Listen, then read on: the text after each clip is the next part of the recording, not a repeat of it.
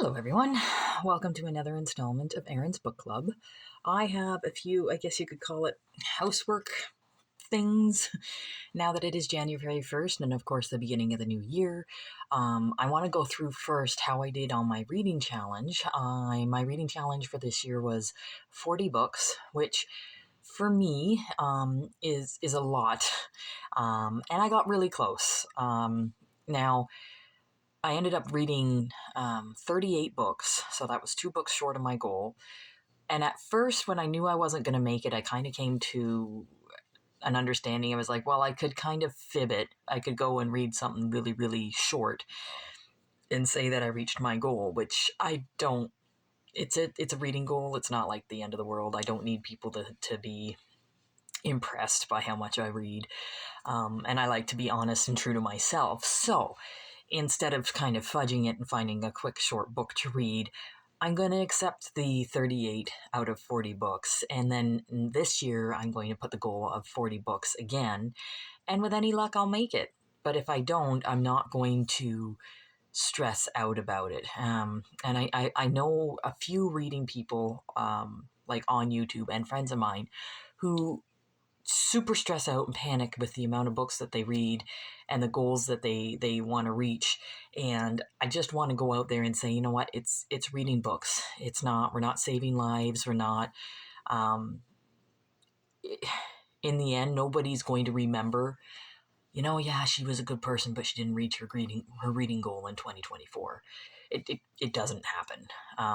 And if you have people like that around you, get rid of those people. But anyway, I'm super stoked with 38. I think that's pretty good for me and my lifestyle. So yeah, I'm happy with that.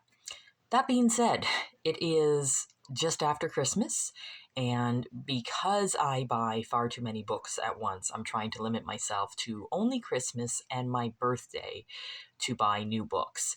And even then, I'm trying to limit the budget on how much I spend. So I have a book haul to do, and this book haul I'm actually quite pleased with, and I'm going to go through them with you.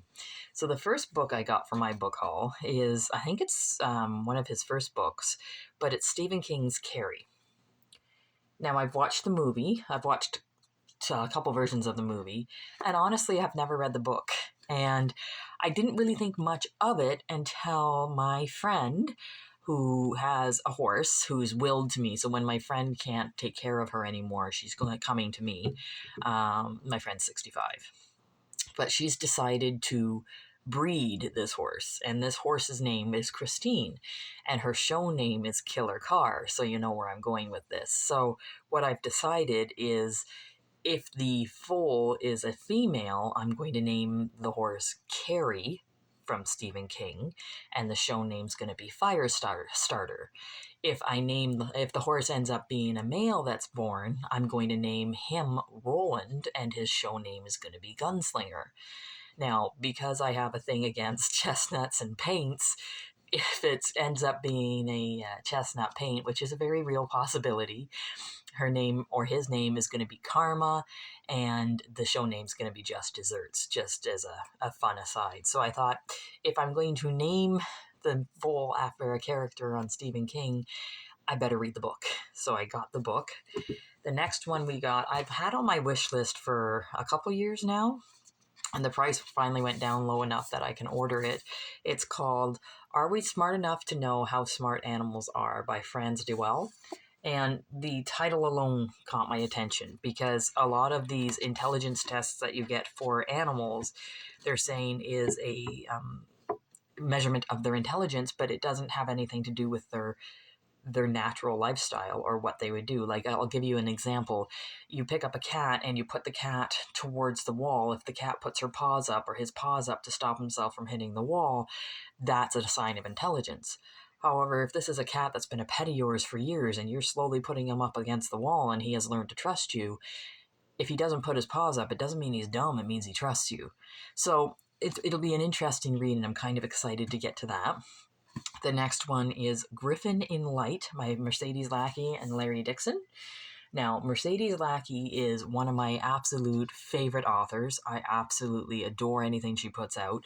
So this one is just a shameless buy because she's kind of an auto-buy author. And I read the first series of Griffin stories, so I'm excited to see where this leads. The next one again was on my wish list for a few years, waiting for it to get cheap enough for me to order, and I finally have it cheap enough for me to order. It's called The Sting of the Wild by Justin O. Schmidt. And I guess this fellow goes around and willingly volunteers himself to be stung by some of the most painful insects in the world just to rate the amount of pain and how that sting feels like. So that's kind of cool. I'm excited to read that. The next one is my very first YouTube inspired novel. So I follow a mortician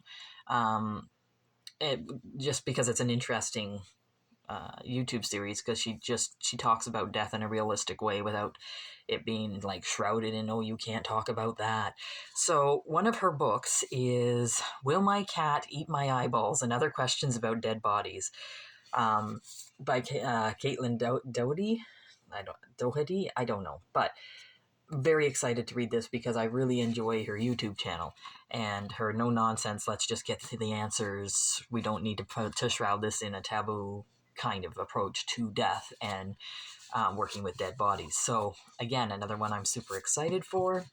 And the last one I got, A, I got for the title, B, I got for the cover art, and C, I got because I can't wait to, because I read my books at work during breaks, so I can't wait to sit it at the table at work and read it and see what kind of response I get. But the next one that I have is Murder Your Employer, McMaster's Guide to Homicide by Rupert Holmes. So first and foremost, that cover is just gorgeous. And the tongue-in-cheek title, I'm super excited to read this at work. I know I'm bad, but once I get to reading it, I'll update you on how that went.